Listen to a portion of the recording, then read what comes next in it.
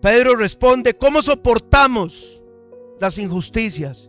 ¿Saben cómo las soportamos, hermanos? Mirando a Cristo, usando el ejemplo de Cristo, que dice que soportó sin decir nada, soportó sin alegar, soportó sin vengarse, simple y sencillamente dejó todo en manos de ¿quién?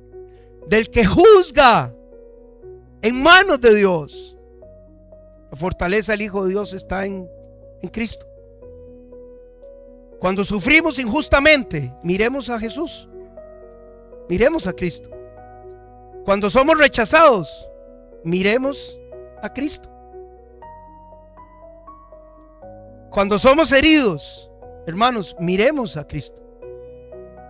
Cuando creemos que se está cometiendo una injusticia, miremos a Cristo y su ejemplo. Firmes y gozosos